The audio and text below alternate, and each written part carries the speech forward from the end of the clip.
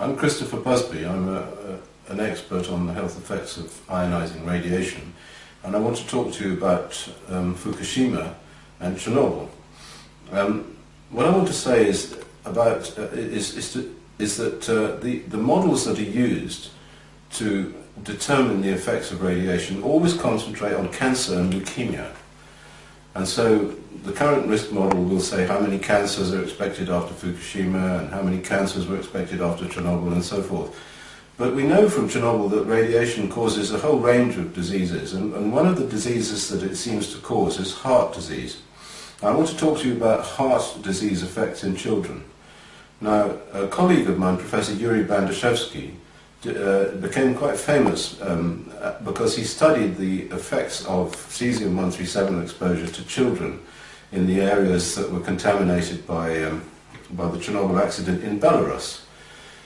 He discovered, in the late 90s, he discovered that the children who were contaminated to the extent of having only 20 to 30 becquerels per kilogram, which is not very much, of cesium-137, were suffering cardiac arrhythmias, the heart wasn't beating properly, and they were suffering heart attacks and dying. And it's a very serious matter. So it wasn't a question of leukemia and cancer in these children, although that occurred as well, but there were very high rates of heart disease in these children. So the children were manifesting heart diseases which are normally only found in old people.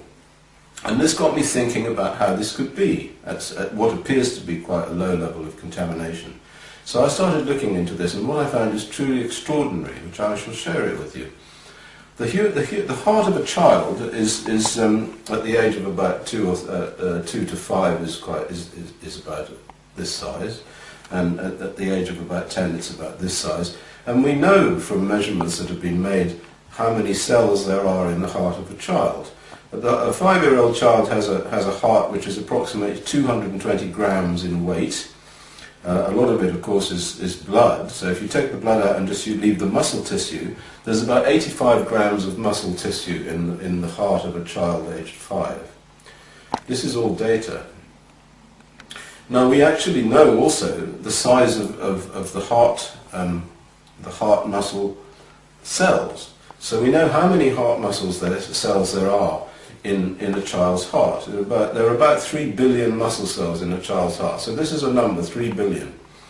And what we can do is we can put 50 becquerels per kilogram of cesium in a thought experiment. We can put it into this heart muscle, and a becquerel is 1 disintegration per second. So we can see how many disintegrations, that's how many electron tracks come from this cesium-137 in a period of about a year. And when we do this sum, and it's really simple, it can be done on the back of an envelope, what we find is that there are many, many more electron tracks traversing the cells than you can imagine. And in fact, it works out that if only 1% of those cells were killed by the electron tracks from that level of cesium-137, if only 1% were killed, you would lose 25% of all the muscle cells in the heart. And this is very serious because the heart is an extraordinary organ. The muscle cells in the heart are autonomous. They just contract and they contract and they contract for the whole period of the life of the individual. And every day they pump 7,000 litres of blood through the body. Truly extraordinary. And we live for 70 years. So this heart beats away continuously for the whole of your lifespan. But of course these cells are non-replaceable by and large. It turns out that only 1% of these cells can be replaced in a year. So if these cells get damaged, or if a particular number of these cells get damaged, they cannot be replaced in a short period of time. So a year's exposure to 50 becquerels per kilogram of cesium-137, and incidentally, cesium-137 we know from experiments binds to muscle. So this is where it goes. Just like iodine goes into the thyroid gland and strontium goes into the bone and it goes to the DNA, cesium-137 goes to muscle. So it will concentrate in the muscle tissue of the heart. So this child's heart, after 1 year of exposure to that level of cesium, which is quite a small level, will have approximately 25% of its cells destroyed.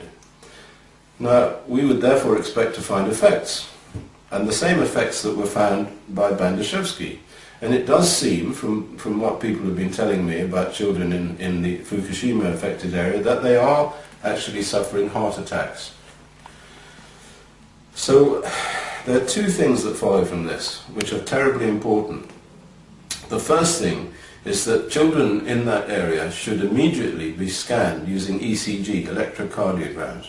All hospitals have these devices, to see whether they have conduction problems, because the first manifestation of this damage to the heart muscle cell will be conduction problems, which can be shown on these ECGs. And in fact, this is how Bandashevsky found this. And incidentally, Bandashevsky, when he reported this, was sent to jail, and the government wouldn't believe it, and they said he was scaremongering.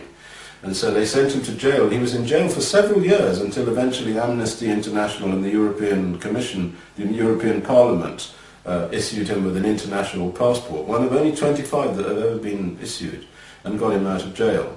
So I worked quite closely with Bandashevsky, who is a hero. He received the Edward P. Radford Memorial Prize for Radiation Biology at the Lesbos conference, where he gave this paper that showed that there were these increases in the heart disease in the children. So the first thing that has to be done is that the children have to be checked out for conduction problems with an ECG. Evacuated. And yes, and of course, if any of them are suffering from these problems, they should be immediately evacuated. But if any of them are suffering from these problems, then all of the children should be evacuated, because it means that there will be subclinical effects from this cesium-137 in heart muscle. And it will not be repaired. Heart cannot be repaired. Heart tissue cannot be repaired. These children will suffer for the whole of their life and will die young. Which brings me to the second point. The second point is this, is that if you die from heart attack or heart disease, you will not die from cancer. Because cancer is essentially a disease of old people. So you get genetic damage and it goes on and on and on. Eventually you get cancer. By and large, what happens is that the cancer rates go up very sharply as you get old.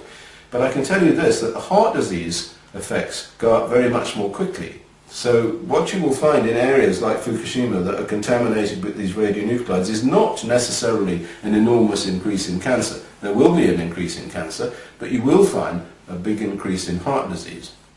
And actually when we look at Belarus, we find both of those things. We find an increase in cancer, but we find a big increase in heart disease, an enormous increase in heart disease. And as a result of this, the demographic index of the Republic of Belarus has fallen sharply after the Chernobyl accident, and now has gone into negative replacement. So in fact, if it goes on like this, the population of Belarus will disappear. And this is what we will expect to see in Fukushima. So I'm warning you all now to start looking out for heart disease, heart attacks, and keep getting the children out of there quickly. This is all simple stuff. You can do these calculations, and I've done these calculations, and I've produced a report which will be put on the internet shortly, and that you can have a look at. And we have also, the European Committee on Radiation Risk has also released early the Bandashevsky paper that he gave at the Lesbos conference, and that is on the website of the European Committee of Radiation Risk, which is www.euradcom.org, EURADCOM. So thank you for listening.